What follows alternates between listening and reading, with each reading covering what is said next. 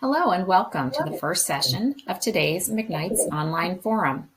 This morning, we'll be talking about the ongoing workforce crisis and what could be ahead for long-term care providers. Join us as we explore, will the recession be good medicine for your staffing ills? I'm McKnight's Senior Editor, Kim Marcellus, and I'll be moderating this event.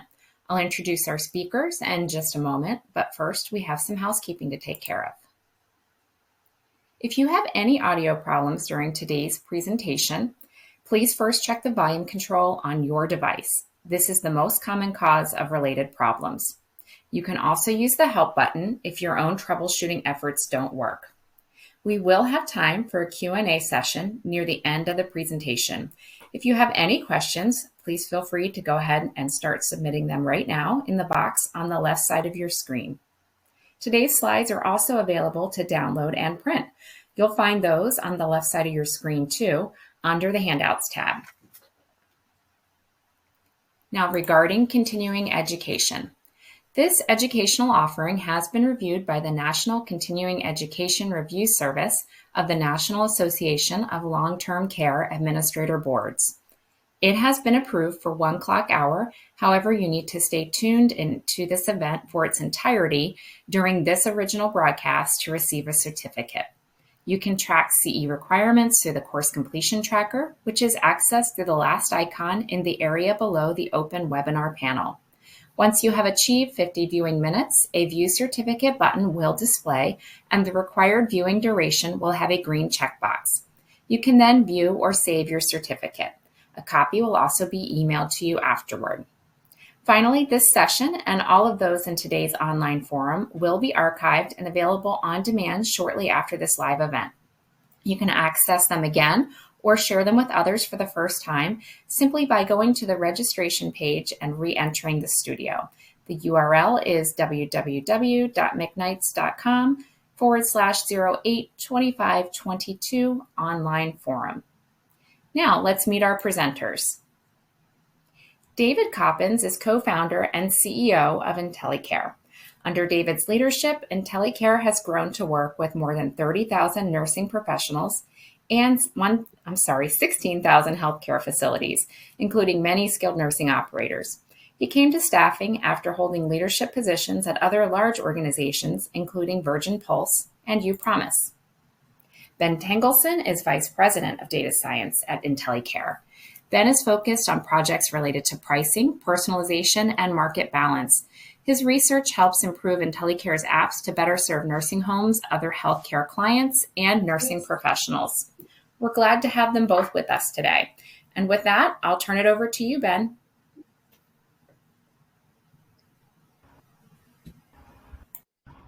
Thank you, Kim. Super excited to be here, and thanks everyone for joining us this morning. Our agenda is as follows. I will kick us off by talking about some basic economics and how changes in the labor market affect the nursing home industry.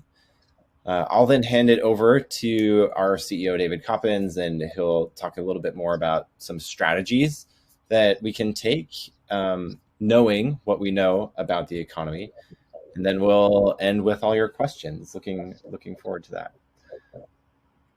But first, why are we even talking about economics and recessions? And I think the question to start with is like, are we in a recession right now? And the official economics PhD answer is no, we're not officially in a recession. But things are officially getting weird in that some economic indicators are indicative of a shrinking economy or a recession, and other economic indicators are indicative that things are doing great or that we're even improving. So this chart here shows gross domestic product and how it's changing quarter to quarter. Gross domestic product is one of the most popular economic indicators of how good an economy is doing at making stuff or providing services. And you'll see in this chart that the gray areas, the gray vertical bars, are the official economic recessions that we've had since 1990. And the blue line is negative or below the black line at 0 when the economy is shrinking. It's above the black line when the economy is growing. And you'll see that during these gray periods, the blue line goes below 0, which is just to say that we're in a recession when the economy is shrinking as measured by GDP growth quarter to quarter. But if you look at recently, the past 2 quarters, we've had declining GDP, and this is largely considered an indication of a recession. So this is like one indicator that's saying, all right, things are starting to go bad for the economy. There are other indicators, though, that say things are going pretty well. So this is unemployment by month, and you'll see that unemployment usually goes up during these recessions. And recently, unemployment has been very low. We've completely recovered from the increase in unemployment from the onset of COVID, and we were down below 4%, which we had just before COVID. But before that, we didn't have unemployment below 4% for decades, many decades. So kind of record-breaking low unemployment, and this is a sign that the economy is doing very well. So what does that all mean? If you ask a panel of economists, you'll get an answer like this. So this is from the National Association of Business Economists. This is a society that I belong to, and every month we get surveys about what we think is happening in the economy and how do we think about these different economic signals that we're seeing. And you'll see that about 1 in 5 economists think that the US is already in a recession. That's 19% here over on the left. But then between 40 and 50% of economists think that we're not officially in a recession right now, but we will be soon. So maybe this quarter, next quarter, or the quarter after that. And then some other economists will think that, maybe because unemployment is so good, we'll do just fine, and there's no need to think that there's a recession happening right now. So that's kind of the state of the economy right now, and happy to kind of dive into any of this more at the end. But now, what does this mean for nursing homes? And we'll answer this question through a number of other questions. So are nursing homes recession-proof? How does the labor market dynamic change for nursing homes during a recession? If we have time, we'll talk about the gig economy and how that might fluctuate during a recession and what that might mean for the long-term care space. But jumping into this, are nursing homes recession-proof? Now, when we answer this question for any industry, there are 2 channels that we look through. The first is the consumer market, and the second is the labor market. Based on the consumer market, nursing homes are pretty recession-proof.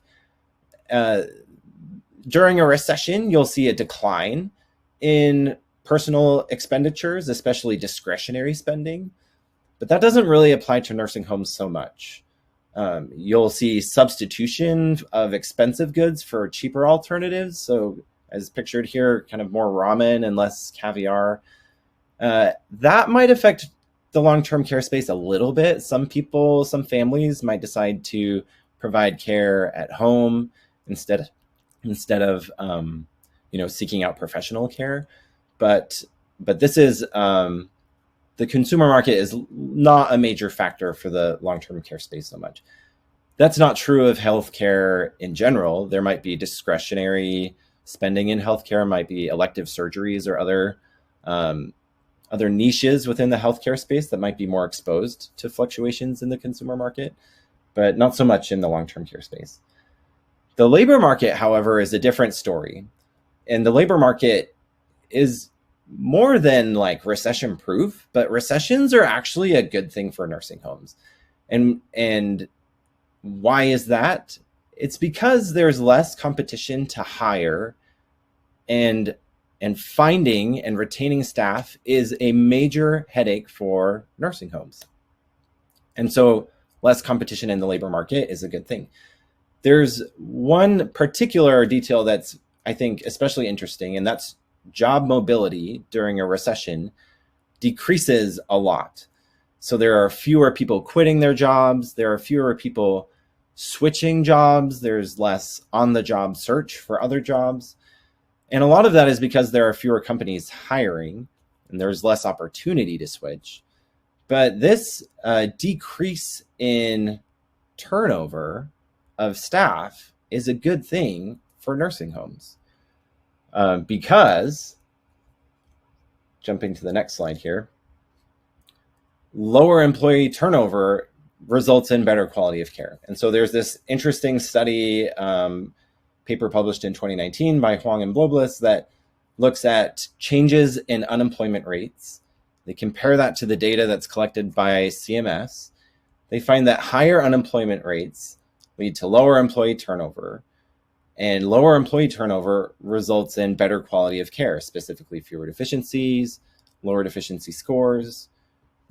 Summing this up differently, you can just say that nursing homes benefit from decreased job mobility because there's less turnover, fewer outside options. Your nursing assistants are not lured away by jobs at Target or retail or other places. Like, people tend to stick with the jobs that they have. And people who are unemployed and looking for jobs tend to be less picky during a recession. And so really the leverage sort of tilts in favor of the establishments that are hiring during a recession. So that's the first question. Are nursing homes recession proof? And generally the answer is yes, and then some. And not only are they recession proof, but they stand to benefit from the labor market fluctuations during a recession. Our next question, how does agency staff usage change during a recession? Now, this chart here is for all industries, but you'll see this blue line here is unemployment. This orange line here is the percent of the population employed by staffing firms.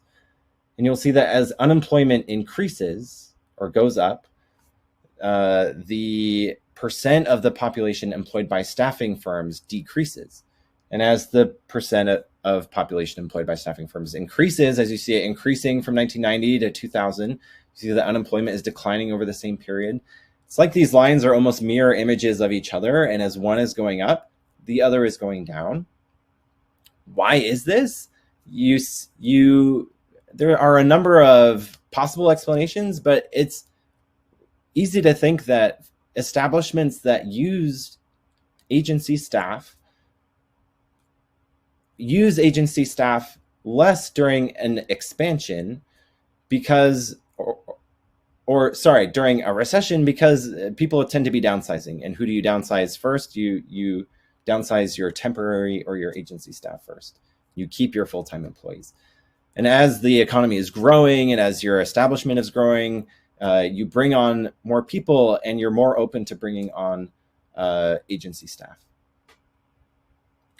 So, and what does this mean for nursing homes? This is also good for nursing homes because there's less agency staff, there's less turnover, and you're in a better position to be fully staffed using your full-time and part-time dedicated employees or other more dedicated staffing arrangements. Last question on kind of just the labor market and what it means for nursing homes. What about the gig economy? And the gig economy is referring to basically work that people do through their apps. It's your Ubers, your Lyfts, your DoorDashes, and people get to really work when they want. And it's this really flexible way of working. It's pretty new in that most of these businesses that we are familiar with were started during or immediately after the 2008 recession. And the past kind of decade and a half has been a big boom in this innovation along the gig economy, where many new firms and businesses have entered during this period. We haven't really seen how these businesses will react during a recession.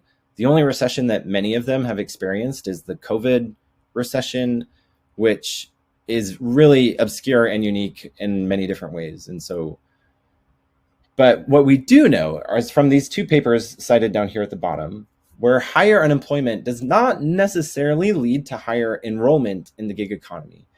So if unemployment goes up and people become unemployed, they do not enroll as Uber drivers en masse, or they don't enroll as DoorDashers en masse. This is not something that we've seen over the past 15 years. But what we have seen is that those who already participate in the gig economy do participate more when unemployment goes up. And so among the gig economy workers, there's this kind of stretchiness, this flexible choice of how we spend our time.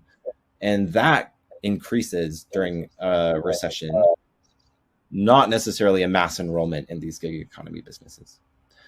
Hey, Ben, there was a question. Oh, sure. There was a question about, what is the gig economy? And I think you pretty much explained it, but maybe give one more, explanation of what that means.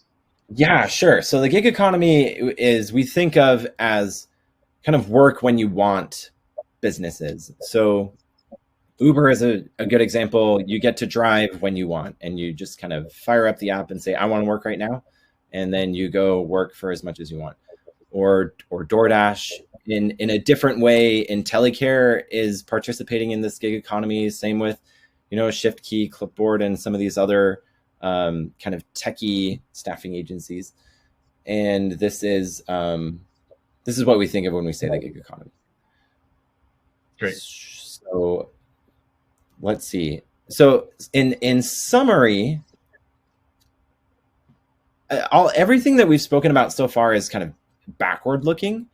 What do we know from the past 3 or 4 recessions, and what are some patterns that we've seen, and how does that affect the long-term care space? The question is, if we have a recession in the next few years, will it be different?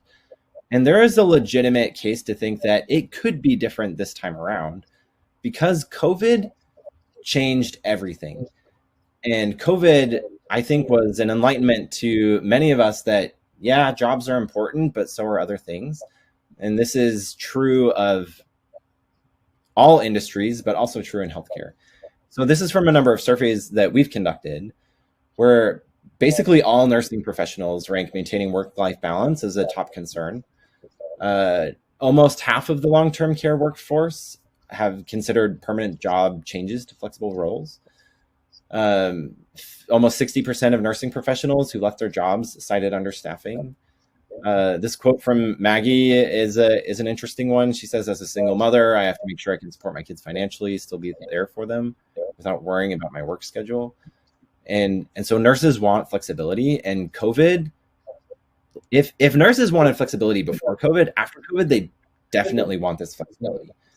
And we see that in a number of other surveys that we've done. So we see this in a survey that we conducted with women, and we asked the nurses working for us why they chose to work for us in a per diem capacity. And flexibility was the number 1 and number 2 reasons. When we ask nurses what's the most important criteria when selecting an employer, pay is right up there at number 1, but flexibility and work-life balance are close 2 and 3. And so when we're thinking about how to attract and retain staff, pay is obviously important, but that's just one lever, and flexibility is another important lever.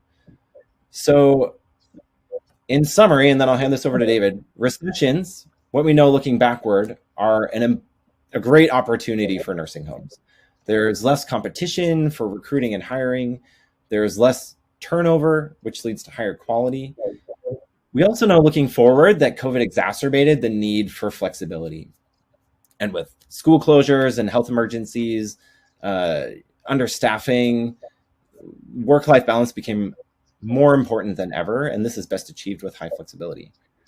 So this presents kind of an interesting question. If a recession is an opportunity to kind of, lock down your staff and be fully staffed and hire the people that you want, but if flexibility is also really important, the strategies to manage economic downturn becomes very nuanced, and this is something that we've thought about a lot. And so I'll hand it over to David now, and he can talk about really what do we do to kind of thread the needle on these issues. Okay, great. Thanks, Ben. I think I saw at a recent conference, LTC 100, there were a number of, I think they were C-level folks from various nursing home chains that were making a presentation. And one of the bullet points on the last slide was pray for a recession because there's this belief that in fact, a recession will be quite valuable to the long-term care industry, and I think that our in-house economist Ben also believes the same thing here, and as you see, because just the turnover reduces, people are willing to work, in a more extraordinary way. However, I think the difference that we've seen this time around, and by the way, I guess it's still unknown if this recession is actually happening or when it's going to happen, and if it's going to manifest itself in the same way, particularly since the unemployment is so low at this stage. But one of the things that we've discovered or learned kind of pre-pandemic, about 18% of the workforce, meaning everyone that worked in the long-term care industry, and this was also pretty consistent in acute as well, but in long-term care specifically, about 18% of that workforce really wanted to have flexible opportunities. They needed that in their lives, or certainly highly preferred it, and that, largely those were the people that ended up working for agencies, or another company might have a pretty active float pool, and that gave them the kind of flexibility that they needed. However, things have changed. And I think that one of the things that we heard and saw through multiple surveys now, and various discussions, is that the workforce, and this is recent, this isn't just during the peak of the pandemic, but recent, the sentiment is that 40% are still looking for a high degree of flexibility. Now that complicates things quite a bit. So if you look at this and realize, well, pre-pandemic, let's say that you only offered as a long-term care facility, if you only offered full-time and part-time schedules, and that those schedules were planned out, that you were recruiting from about 82% of the workforce. You weren't recruiting from this 18% because they couldn't work under those circumstances. But if we believe what we're seeing in the market, and we believe that their respondents, the 40%, are really sticking to this, that currently the long-term care industry is recruiting from only 60% of the workforce. And that's pretty damning when you consider how short-staffed everyone is at the moment, and how do you start to access this 40%? Well, a recession would actually shrink the 40%. People that prefer flexibility but don't absolutely need flexibility will be willing to take on schedules, and this number would start to shrink. But I think from everything that we've seen so far, it's not going to shrink back to that 18%. So I think the current question is, all right, how do facilities then recruit and get to more fully staffed, or rather, how do we eliminate agency kind of out of this, out of the equation, in the current environment? And I think the solution that we've seen work very well now is creating your own float pool, or call it even a mini agency, that to make that work for yourself, so that you can create flexibility that 40% of the workforce is looking for. Yet they're still your own employees. They're still trained in the way that you want them to be trained. They're still, feeling a connection to your company. But if you've had experience with this in the past, you've noticed it's also pretty challenging. I think the word "doesn't work" is probably a bit of an overstatement. Some facilities have been able to make it work quite well. Some have tried it and it just didn't work, and then they dropped it. But all of these things are relevant. Obviously, it's very difficult to try to manage it perfectly well through spreadsheets and phone calls. The current scheduling systems that are out there are not really designed to manage float pools in the most in the most efficient way. They're supportive, but it's not really kind of built for that purpose. I think the other challenge is that there's still a communication gap of trying to let people know easily about which shifts are open and how to engage that float staff, how to engage them easily, without a phone calls and text and just a constant participation that way. And just last thing we heard in this. Last thing we heard, in various roundtables, was that the float staff that they had tried just ended up cherry picking the best assignments, and the permanent staff, really had to kind of go after and fill in these other assignments. Okay, so let's talk about what are the how do you handle that? I think one of the things that is now available. So there's software that's now been built, and there's a number of there's a small handful, I guess, of companies that have built software specifically for float pool. And I think that one of the exciting things is that they are really designed specifically for this scenario, meaning either for a single facility to kind of build their own float pool, manage it, communicate with them, or even, and then this kind of goes on to suggest the more preferred, or the best case scenario is that you can actually use your pool of people to run across different facilities that might be within a reasonable driving distance. So the software is created for that, apps are created for that, and that's the good news, is this is possible to be done in a way that really matters. One that we're quite aware of uses predictive algorithms, because the idea is that you want to be able to predict where the open shifts are and what the needs are going to be based upon the difficulty to fill, and that it can target specific staff that are most likely to fill those, instead of just a blanket open communication to everyone about all of the open shifts, which sometimes feels a bit overwhelming and doesn't actually target or get to the right person that can most likely fill that particular shift. And then the other nice thing is that if you think about it,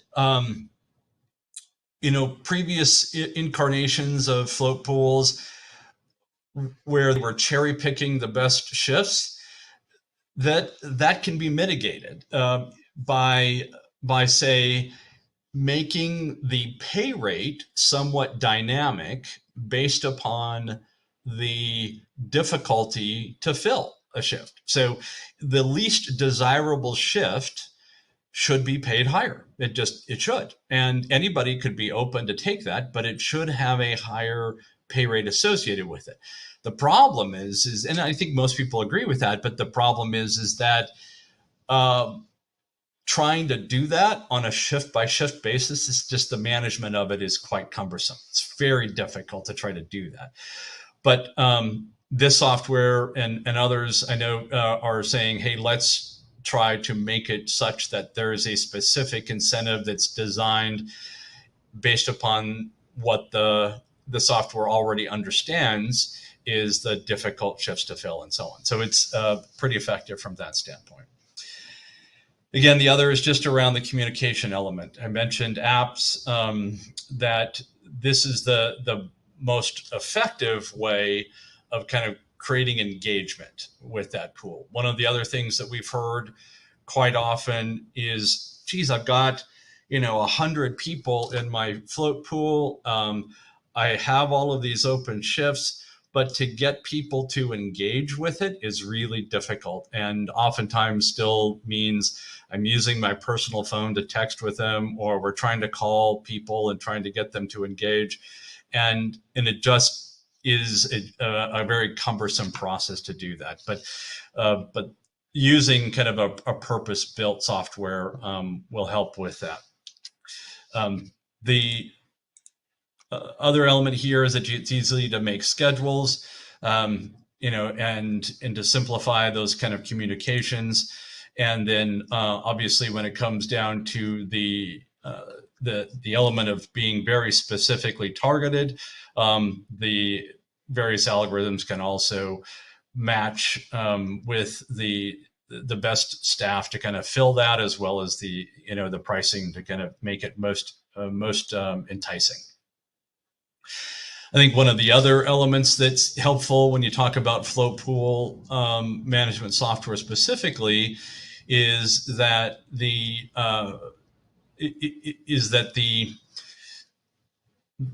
corporate users or management have a lot of data available to them and can be used to both kind of see what's available and put controls over it.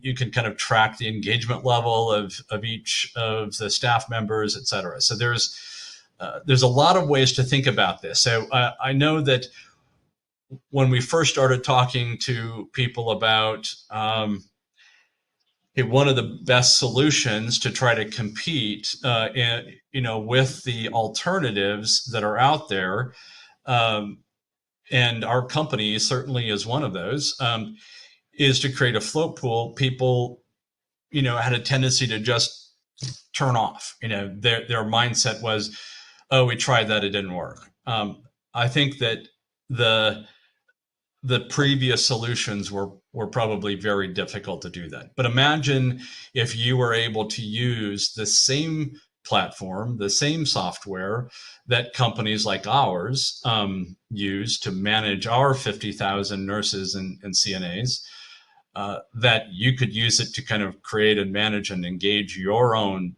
staff and your own float pool. Then all of a sudden it should start to become more clear that in fact, well, this actually could work. If I had those capabilities, I could compete head on with any other particular agency out there.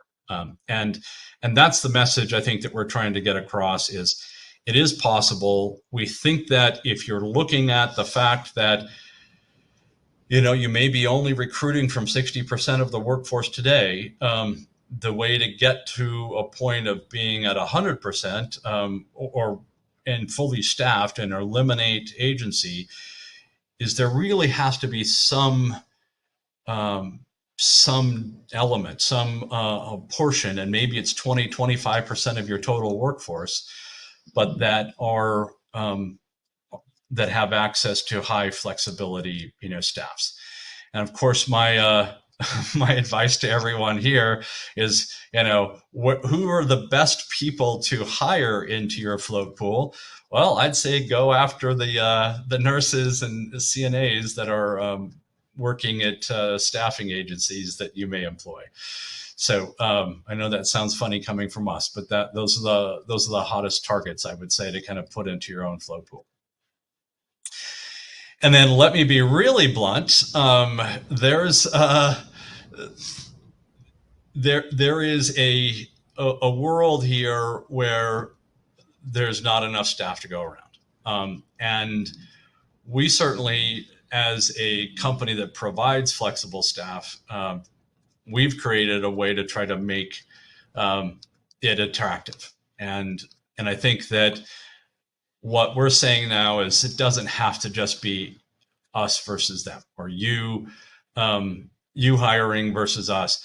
Rather, it can actually be something that you become quite attractive and can compete and actually offer the kind of flexibility that works well.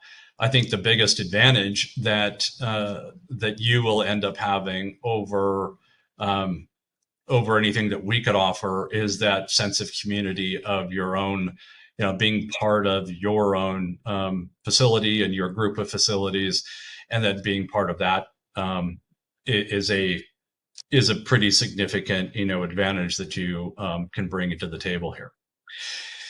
I think part of our recommendation then is also just to make sure that when you do offer the flexibility, that you can provide it in such a way that there's still some unique incentives associated with taking the hard shifts, that you can still offer some degree of training, in your facility and your standards and your own operations. If there's other types of benefits, even if they're not working full time, you don't need to provide them the full benefits, of course. But if there's some things that are low cost or associated with what you offer, that would be an opportunity to kind of make them feel part of that group and feel part of your team. So that's the primary recommendation, I think, is that somehow you're going to want to try to create or compete. And I'm going to skip back real quick back to this idea that the world has changed. It's not going to kind of go back here where most facilities were able to be fully staffed, unless there's an offering that you can provide to that flexible, the people that really want flexibility. It's going to be extremely difficult to get back to fully staffed. So that's the primary, that's our presentation today. So there's been a number of questions, which is awesome. And I will let our moderator come back in and take it from here. Yeah, sounds good, David. Yeah, definitely a good number of questions today. So I'm going to pick on you first and kind of stay with what you were just talking about, those three prongs on your last slide. Danny is asking essentially about people who are gigging as CNAs and this idea that it can be very attractive to just jump whenever a higher hourly wage is dangled from another facility nearby. Can you talk to what that looks like now? Maybe, the trajectory, is that evening out? Are you seeing less of that? And what would happen in a recession to those kind of offers? Yeah, I think that, anybody who lived through the 2008-9, recession can attest to the fact that there was less kind of employee turnover. People weren't jumping quite as much, and they were willing to adapt to whatever the employer needed. I still think there's a lot of unknowns about whether or not the recession is going to be as extreme as what we've experienced at that time, and or even if it manifests itself in a traditional type of recession. I think that the question is a really good one, and I think that I think that it's always difficult when one facility is offering another 50 cents or more per hour. I think when it comes back to to the extent that you can offer flexibility, even if they're not part of a float pool, try to create some method of communication and community among your own staff. And people are going to be less likely to kind of jump for 50 cents an hour. It does come down to culture. And I know that you've heard this probably a zillion times, but but the management, the administration that demonstrates that they really care for the staff. And in particular, in your director of nursing world, that they demonstrate that they care about their CNA staff and they recognize how hard a job it is and the importance of the job. Those things go a long way to retain staff. Now, when it comes to just back to this idea of, well, maybe they're jumping not necessarily to another facility, but to an agency, that I think the way to combat that is through offering a similar offering yourself and utilizing the new technology, the new tools that are out there now to create and manage a float pool that gives you that kind of, a very competitive offering at that point. And I kind of wonder from a sociology perspective, I'm someone who freelanced for a decade, and anytime there was talk of an economic downturn, my thought went to maybe I better get a job because there might be more security for me if I have an employer rather than working these gigs, which may dry up. Do you think that could happen too, that those offers will just diminish a little bit if we truly are in a recession? Yeah, Ben, why don't you chime in on that? Yeah, no, I agree. I think that is there is more risk when you switch jobs during a recession. And there is also risk in moving full time to a gig economy type place. It is just a less predictable stream of income. And especially if recessions are good for nursing homes and kind of tilts the bargaining power in their favor, I think that you would see less of this type of behavior during a recession. There was always going to be some people that still do this. It'll never completely go away, but I think that you would see less of this during a recession. During an expansion, the bargaining power kind of tips in favor of the employees, and it's like, well, I've got 10 options, so you got to make me stay, or I'm just gonna work here or there. There's just so many options that there's a lot of safety in moving to a new opportunity. Yeah, you're going to seize it while you have it. I'll stay with you, Ben, because I wanted to go back to one of the very first things you talked about. The question is from Julie, and she asks if nursing homes are recession proof. How can that be if families are deciding to care for folks at home due to their economic status? So can you just kind of cover that again, and maybe the idea of how that would or would not significantly impact census? Yeah, so it can. I mean, nobody is completely recession proof, but some industries are mostly recession proof, and every recession can be a little bit different. And even each nursing home is a little bit different depending on the type of people that you provide care to. And so, yeah, Julie, you make a good point. And this would fall in this kind of consumer market here that I said was not a major factor. But yeah, people will substitute and do things more on their own. Like I'll cut my own hair instead of going to get it cut somewhere else, or I'll go. You're a brave guy, Ben. That explains a lot, Ben. You cut your own hair. Yeah. Okay, got it. Yeah, it's to the detriment of many other things in my life, but this is a substitution that I make when I want to save money. And so yes, people will do this, but it is not. And for some nursing homes, this could be a major detriment. But for many other facilities in the long-term care space, especially if you're getting a lot of referrals from hospitals, if you are getting, there is a portion of this market that is just going to happen no matter what. And I think it kind of bends before it breaks, and you cut your own hair for a while and you provide care within your home for a while. But then it reaches a point where you say, all right, we need professional care. I think you have to look also back at the data during the last recession, and you look at just the census levels. census really didn't drop. It remained fairly constant during that last during the last recession, the 2000 well the last big one, 2008, 2009. last big one, So I think that I think it might have been like 1 point or something that dropped. It's not a I think most people would say that nursing homes are pretty recession proof from that point of view. Yeah. Well, yeah, and especially compared to other industries. Yeah.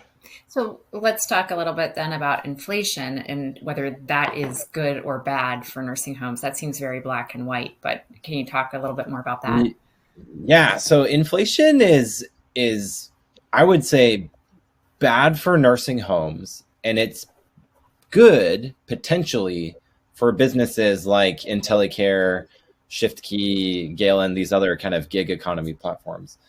And what inflation basically does is it reduces your income because you can't buy as much as you used to because things are more expensive.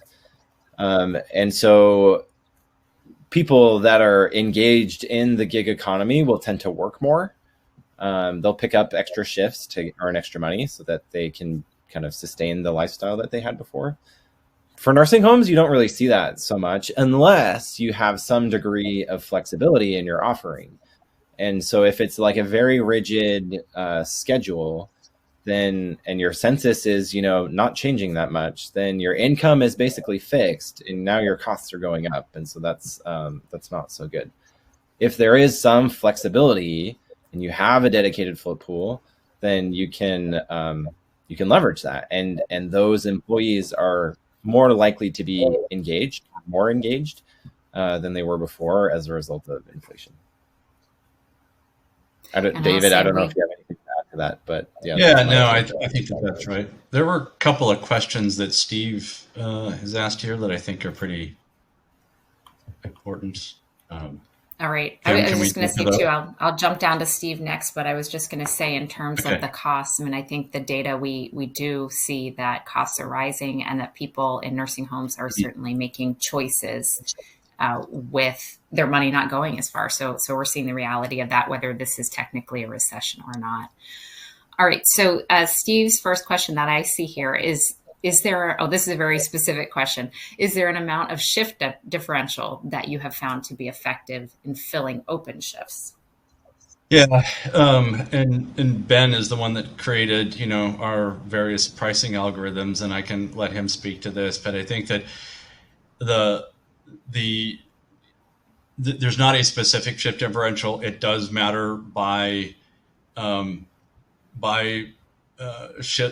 shift day time and the amount of other people that would be available to also take that, meaning your supply. So I think, go ahead, Ben. Instead of throwing numbers around, I'll let you throw a number around. But no, so we actually looked at this really recently, focusing on Sundays, and Sundays are a tough day of the week for us. There's a lot of need. And it's hard to find takers for Sunday shifts. And what's great about the data that we have and the pricing algorithms that we've had is that there's variation. We've tried lots of different prices for, Sundays for years now. And the numbers can be like pretty mind blowing at sometimes. We had one of our PhD data scientists crunch the numbers just recently, and for a Sundays she was north of $15 an hour for a differential for a CNA, which was like kind of mind-blowing, but that was a point at which she was like, you would be completely indifferent between working a Sunday for your average CNA, completely indifferent between working a Sunday shift and any other day of the week. So as David said, that might not be the case. So that would probably be like the hardest shift to fill. Is that right? Yeah. So, but oftentimes we see $2 to $3 moving the needle. Isn't that true? Yes. For sure. Not necessarily the hardest shift, but in getting some of the more difficult shifts to fill or the open shifts, that that's pretty sufficient to kind of move the needle. Yes, good call. I was jumping to like the one unique exception, the most extreme, the worst thing. case scenario. Most of the time, 98% of the time is $2-3 an hour, and that is we find it most effective to talk in dollars per hour and focus on the hourly rate. That seems to be the number that resonates most with the nurses that we work with. So Steve's other question is kind of related to pay and benefits. He's asking, is there research indicating longer range benefits such as retirement contributions would be more attractive than a higher rate alone, especially for licensed nurses?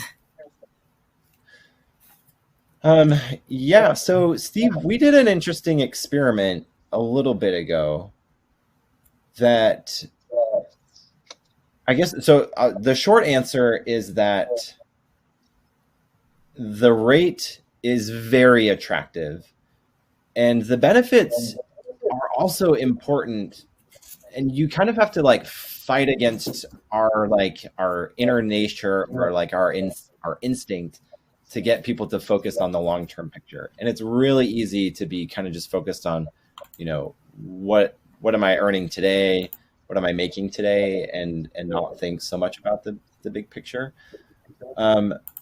But nurses are a little bit different. So it's interesting that you especially for licensed nurses, I think that you can have more success in selling benefits, and you're getting more than an hourly rate. I think that kind of offering is important. And it's especially, I think, good at keeping people. And it's harder to kind of lose those benefits once you have them. If you're not working and you're like, I don't know if I need this or not, once you have it, it's hard to give it up. But we did one experiment with referrals that speaks to this a little bit, where we offered, $1 an hour immediately if you sent us a referral, or to other people, kind of a randomized experiment, $100 if your referral starts working. So would you rather have $1 an hour now, today, or would you rather have $100 in, I don't know, 3 months, maybe, if your friend starts working for us? And the $1 an hour now, won the day by a landslide. It was a big difference. I think that was largely driven more by our CNAs, but yeah, that immediate gratification is kind of a gravity that you have to push against.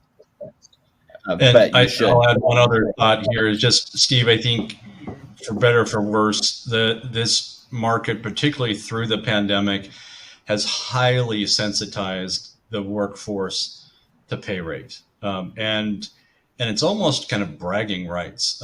They'll share it on social media and so on. There's I'm concerned, and I'm concerned for the industry, just that we've potentially trained the workforce to focus more on pay rate than all the other potential benefits associated with it. So if you were to kind of make so anyway, potentially, I think you're going to win more in the near term until the market starts to settle down again with a higher rate than a benefit, a longer term benefit. And if you guys don't mind, I'll throw some McKnight's perspective in here too. We just did our annual Mood of the Market survey, and in that we specifically target, registered nurses who are working as DONs or other nurse leaders. And they overwhelmingly picked higher salary or more staff as what they needed most to increase job satisfaction. So we're not necessarily talking about gig people here, but the number who wanted to see improved benefits was 30% lower. So really that speaks to, they do want the pay. Even as an RN, you might be an older adult, more, thinking more about retirement. Pay was still what they wanted. So just a little perspective there. That's not quite as scientific as the research that Ben does, but the folks are the people that Steve is asking about. I don't know about that, Kim. That sounds pretty legit. Yeah. All right. So we have time for just a couple more here. Let me scan up a little bit. Keith had a question about technology, and if the recession does come, do you see technology helping to mitigate some of the need for staff? I guess that even could be happening right now, but he's asking specifically, does technology mitigate the need for some staff, for example, in dining? So go ahead, David. No, go ahead. I was going to make a dumb comment. Go ahead. All right. Well, this might also be a dumb comment, but I went to grad school in Pittsburgh. That's where I got a PhD in economics at Carnegie Mellon, and it's right next to this like massive hospital, UPMC. You've maybe heard of it. It's like a massive operation there, and went to visit somebody there, and they have like robots zipping up and down the hallway, and so like that innovation is here, but it's also really expensive, and so it takes a lot of like forward-looking investment to say, all right, we're going to, revamp our dining hall so that it requires fewer people and there's more, machinery or robots that are kind of helping out here. And so I guess the answer is yes, technology will mitigate it. I think the question is when, and I think, I think a more closer to home answer also, Keith, might be something like if scheduling continues to make some smarter advances, and I know that the kinds of things that we're working on for ourselves is pretty exciting, that you would massively reduce the time that a scheduler would spend on trying to get their shifts fully staffed. And so you could imagine just the efficiency. So instead of being perhaps a full-time job, it becomes a 30%, of their job, and then they can, work in other capacities.